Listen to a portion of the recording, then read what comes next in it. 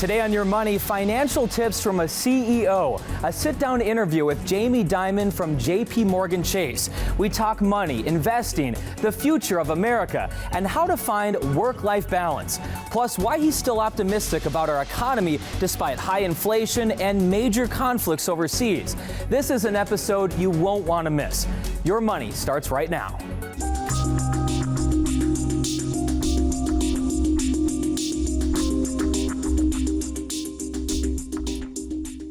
Welcome to Your Money. I'm your host, Gordon Severson. Today we have a special episode for you, a sit-down interview with one of the most well-respected CEOs on Wall Street. Jamie Dimon is often considered a guiding force in the banking industry, a calming presence when times get tough. Dimon became the CEO of JP Chase in 2006. Under his leadership, the company has grown to become the largest banking company in the United States, with nearly $4 trillion under their management. Last spring, the company bought First Republic Bank for $10 billion when the bank was going under. It was the second largest U.S. bank failure in history. Many insiders believe Dimon could be in the White House someday as possibly an advisor for the next president. In his annual shareholders letter this year, Dimon outlined several issues and problems that the U.S. economy will face in the coming years. But despite everything, he is still optimistic for the future. So today we have built our entire episode around optimism. We're going to get to that interview with Dimon later in the show. But first, a reason to be optimistic with the stock market. Bill Churchwell explains why investors should think about the long term when they're facing these big daily swings in the market.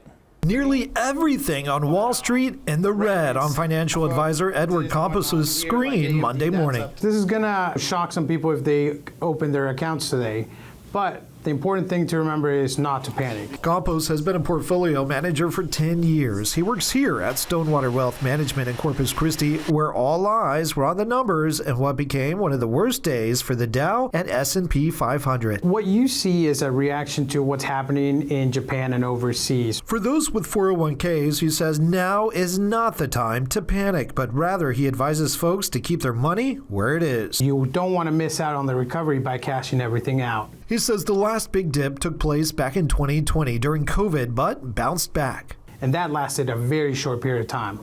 We went down in April, we were right back to where we were at all-time highs in June and July. The back and forth noise that we see from buyers and sellers. Assistant Professor of Finance at A&M Corpus Christi, Leobardo Diostato, says what happened with Monday's market can be an investment opportunity for those planning their retirement. You really want to take into account here is the time value of money. So depending how much time they have, what their investment goals may be, this is a great opportunity to reach out to someone, sit down, build a plan, and say, well, how can I capitalize on the events that occurred today? Meantime, Campos encourages folks to focus on the future and find a reputable financial advisor that will give their honest opinion and know what they are doing. It's really easy to overreact to a lot of these things, but you have to remember that you have to take a step back, like we are today, even after this massive dip that we had today. Bill Churchwell, 3 News.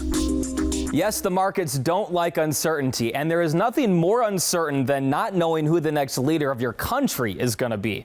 Chris Radcliffe shares some great advice on how to invest your money during a presidential election. It's always nice to have cash on hand. Certified financial planner Neil Vanoa explains why. Having a good cash reserve can calm your nerves when the market is volatile. Not only does having cash help you sleep at night, not having to worry about the volatility, but it can also give you some dry powder to deploy when the market does go down. If it does go down, help you add to your portfolio. Don't be reactionary over this short stint leading up to the election. You've already got the cards you've been dealt, so play them in the short term. The time to review your risk tolerance is before a downturn, not during one. So you want to consider how you reacted to volatility and downturns in the past. And if you were too nervous or if you sold during the downturn, now might be a good time to lighten up on stocks, make sure you're in a good stock and bond mix, something you're comfortable that you can stick with during the volatility and going forward. This next point is near and dear to me. If you're getting a lot of financially turbulent news, it could give you some real anxiety. So set those investments and maybe check out for a few months. Watching the financial news, especially during an election year, can lead to a lot of unnecessary worry. So when you watch it, avoid getting caught up in the doom and gloom. Really make sure you consider the source of any news that you're watching, and just realize that nobody cares more about your finances than you do. So don't just make investment moves based on the headline. And it's always best to get advice from a professional that knows your personal situation rather than just any general advice you see. And perhaps most importantly, realize that over the long run, stocks tend to do well no matter who wins the election. It's easy to get caught up in the idea that whoever wins the presidency or controls Congress is going to drive market performance. But keep in mind that what the market doesn't like is uncertainty. It's not that the market's rooting for someone to win over someone else. We get this volatility from the uncertainty we see during election times.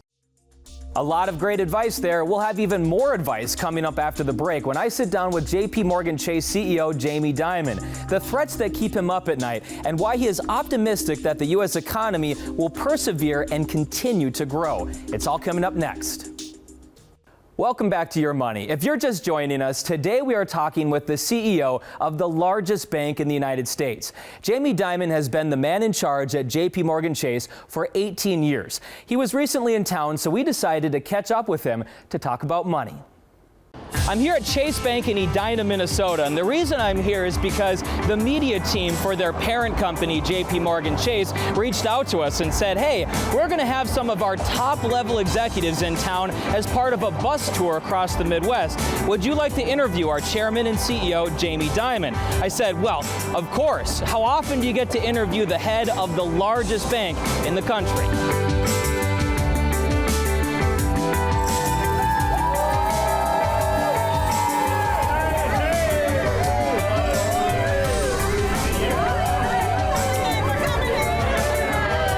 Thank you so much for giving us a few minutes of your time. We really appreciate it. Pleased to be here. I recently read your op-ed in the Washington Post, and you touched on a lot of topics, but one thing that stuck in my mind was you shared some concern that the American dream is disappearing from many Americans, and you also said that you believe there should be some changes when it comes to mortgages and making home ownership more affordable. Yeah. What changes would you like to see? Yeah. So let me just start with the bigger picture. This country still works. It's an unbelievable place, and I don't like when people say the system's filling everyone. It's not. But if you're going to be honest about it, if you look at the lower 20% of the income level in the country, their incomes haven't gone for 20 years. Their health is worse than most other people. They're often the ones in inner city schools that aren't graduating the kids, don't give them degrees. They have more crime in the neighborhoods. I just think as an American, we should acknowledge that and start doing something about it, whether you're a Democrat or Republican, and that there are things to do. So you mentioned we can make mortgages more affordable. I think we can expand the earned income tax credit. We can give schools more direction that they should be teaching the kids not just math and reading, but this certificate, it could be welding, it could be data scientist, it could be coding. At 18 years old, you can get a job making $60,000, $70,000 a year. And we need to do more of that to lift up that part of society.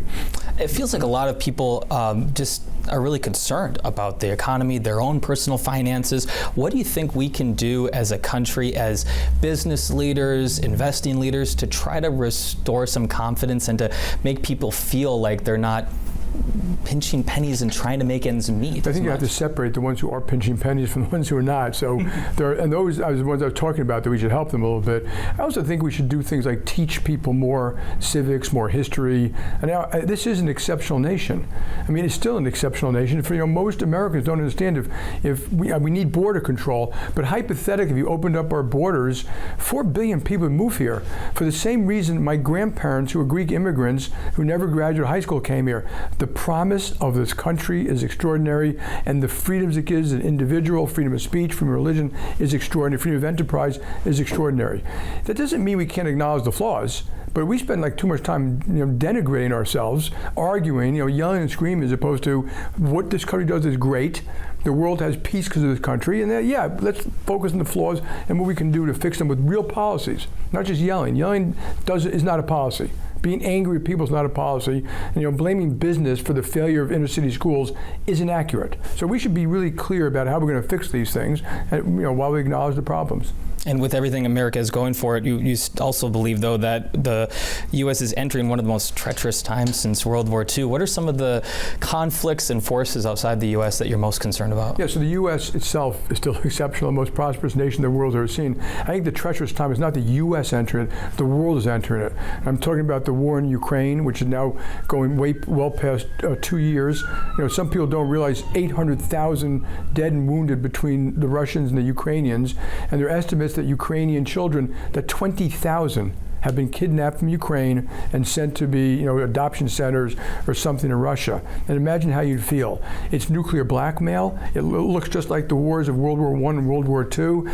And Iran and North Korea aiding and abetting it. And then China's helping a little bit. So it's causing this huge consternation around the world. What allies are going to line up with who? And then you have the terrorist activities in Israel. They go on today. Israel is being attacked, from 3 sides now. The American warships are being attacked by the Houthis in the Red Sea. You have a fairly explosive situation here, and I'm hoping these things resolve.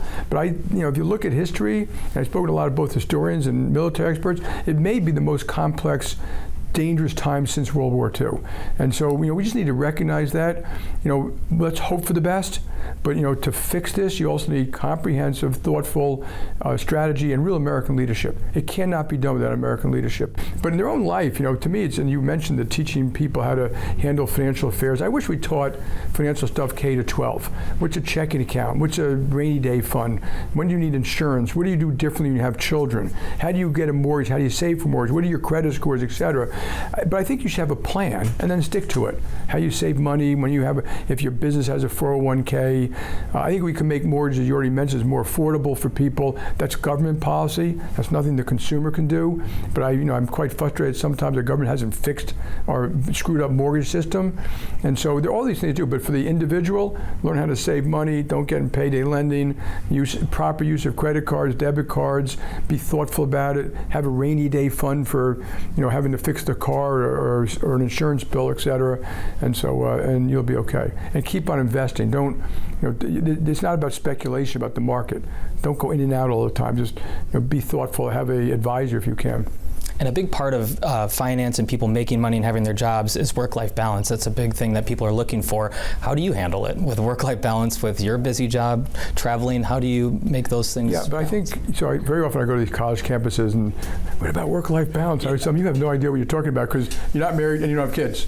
Yeah. And you have kids? Yeah, I got 3. That's when it becomes an issue. You get married, you have kids. And so I always tell people the most important about work-life balance is that you have to take care of your mind, your body, your spirit, your soul, your friends, your family, and your health. And that is more important than your job. And you do it thoughtfully. Some people waste a lot of time in the weekends or hanging out with buddies or watching football games, which I'm not against doing. Just be very thoughtful about those things. Businesses try to be very accommodating. And so also be very thoughtful, think ahead, take your vacations. I always, most businesses are pretty, they'll allow you to do things like, you've got kids' baseball games or something like that. It's okay to say, hey, it's okay if I do this in the afternoon and not the morning.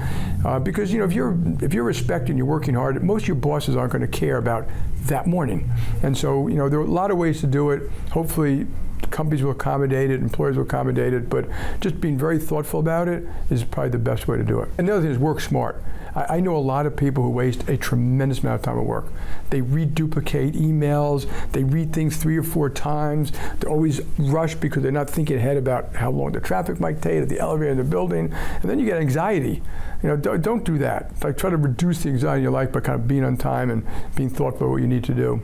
In your recent shareholder report, you mentioned AI and how that's going to change a lot with banking and personal finance. One thing I'm concerned about is, as you and I have talked about how there's a need for people to have more financial education. If we're moving more into AI and less human interaction, who do you think who's going to teach people about personal finance and banking? Technology has changed the world in general for the better.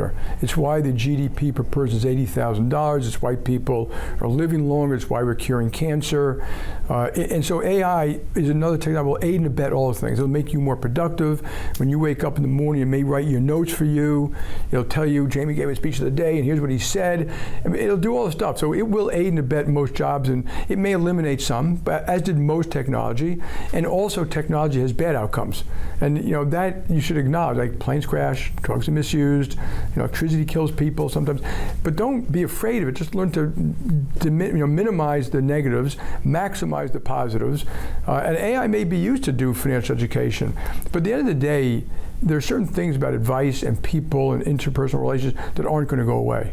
You have to eat, you have to sleep, you have to have friends, you want to debate about the baseball game. You may have questions. Like right now, you can go on, the phone and ask Bing, which is Chat 4.0, about, financial advice. I'm 35 years old. I have 2 kids. My word is X. Like, how much money should I be saving? It could probably help you do that, but it won't be sufficient necessarily to replace an advisor. What would be your best advice for the average American that is plugging away at a 9 to 5 and trying to raise their kids, trying to keep the mortgage going, and looking for some advice to make ends meet? What advice would you have for that person? Sometimes, count your blessings a little bit, because, we've all had pluses and minuses in life, and you can be very rich, but if you're sick, it makes absolutely no difference. And, obviously, for most people, the most important thing is their family, taking care of their family and their kids and their health and their parents and things like that. So there was a great op-ed I read about a guy who had won the gold medal on June 6, 1944, Omaha Beach. The Medal of Honor, I mean. And he wrote the story about, he was now looking back at his life, and while that day meant a lot, and he said a lot of the soldiers should have gotten the same Medal of Honor because they died. They gave the ultimate sacrifice. He realized that looking back in life, the people who made the world a better place every day, through good times and bad times, they could be a nurse or a parent or an artist or or a restaurant or a business person or a doctor, but they did it consistently, and they made this earth a better place day in for day out. And that's what most of these Americans do. And sometimes, we listen to the news, it's like we denigrate our country, talk about all these negative things. It's not that bad. But also where it is, we should acknowledge it and do something about it. So you still live in the most prosperous nation on the planet. When I hear some people complain about America, I always tell them, what? I get on the road with me and go to some of these countries, and when you come back here, you will kiss the ground, and you will understand what your freedoms are and what they don't have. Well, thank you so much for your time. I appreciate talking money with you. Well done. Thank you. Thank you. It. Yeah. We're going to stay with this theme of optimism after the break. Retirement advice and tips for families saving for college. Stay tuned to Your Money. Welcome back. College is expensive. There is no way around it. For families who are saving for college, it may seem like a daunting task. But Laura Painter explains how there are strategies and special savings accounts you can use to help that young person in your life save for college. The cost of attending college has gone up more than 150% during the past 4 decades. This as the California State University Board of Trustees approved a multi-year tuition increase starting this year, following a similar announcement from the University of California in 2021. And Joe, we talk a lot about investments and making investments for yourself. Is college still a good investment? I couldn't agree more. I do think every rule has its exceptions, but the statistics don't lie. It still makes a ton of sense. So, how can you help make the cost of college still make sense for your family? Joseph Eshelman, the president of Tower Point Wealth in Sacramento, says there are huge economic and tax benefits to setting up what's called a 529 plan. And not only does it grow tax-free, Laura, but then when you're actually making a withdrawal, which has to be used for educational expenses, the money also comes out tax-free as well. Each plan is somewhat unique, and a student can be the beneficiary of more than one 529 plan. More recently, they've liberalized that a little bit more to secondary school, primarily private school, but also educational expenses. There are other ways to save for college. You might consider custodial accounts and UTMAs, which stands for Uniform Transfer to Minors Act. Eshelman says these kind of accounts don't necessarily have to be used for education, but have some tax benefits and are easy to shift assets to a child. But one drawback is when the child turns 18 or 21, that money is legally theirs and does not have to be used for education. Starting with a newborn, that'd be great. If folks don't have as much time, what do you recommend? end, if time is not on their side? At Tower Point, we'll oftentimes recommend that a client not establish or fund a 529 for a student or for a child who's 14, 15, 16 years old, because A, that money is earmarked and pigeonholed specifically for educational expenses, and B, there's not as much of a benefit of that tax-free growth if the money is going to be needed or used just in the next couple of years. With 529 accounts, a lot of people are worried about what happens to that money if your child doesn't go to college or there's money left over. Well, Congress recently passed some changes that give families more options with that money. You can roll the money into a retirement account or transfer it to another child in your family. So you do have some options. Many Americans are also worried about retirement, not being able to save enough money or running out of money after they retire. Jane Monreal explains why it's important to look at your numbers and have a plan. When it comes to having enough money in retirement, Mark Henry from Alloy Wealth brings up a good point. When you retire, you now have the first time in your life you have something you don't have right now. What is it? Time. You're going to want to add to your lifestyle, not cut 30% out. It's the craziest thing ever. A survey from Nationwide Retirement Institute reveals today's retirees are less secure than their parents or even grandparents. So about 39% are spending less on entertainment, 34% cutting back on vacations or trips. They live in fear of running out, and then they're in their mid-80s and go, we never went to Europe, we never did this. And they go, we could have, we can't now, we're too old. That shouldn't be that way. The Federal Reserve says the median retirement savings balance for people 65 to 74 is $200,000. Henry says it is about strategic planning rather than fixating on a number. What most people don't realize is easy buttons are still available today. People don't realize they can take a 401k, an IRA, and convert that into a pension for themselves. There are many other options out there where you can receive a consistent income for as long as you live. Henry says education is key, as well as the right strategy. That could mean working with an advisor who specializes in retirement planning. You just want to make sure you understand their advice fully before making any decisions. I love what this expert said here about people being so worried about running out of money that they don't spend it, only to find out too late in life that they did have enough money to go on those family trips. That's why it's so important to really look at your retirement numbers so you know what you can afford and what you can't afford. You don't want to be near the end of your life regretting all the trips in life moments that you never got to experience. Well, that's all we have for today on Your Money. Special thanks to Jamie Dimon for sharing some time to talk with us, to talk about money. You can watch that full interview and every episode of Your Money through our YouTube channel. I'm Gordon Severson, helping you save, spend, and invest your money wisely. I'll see you next time.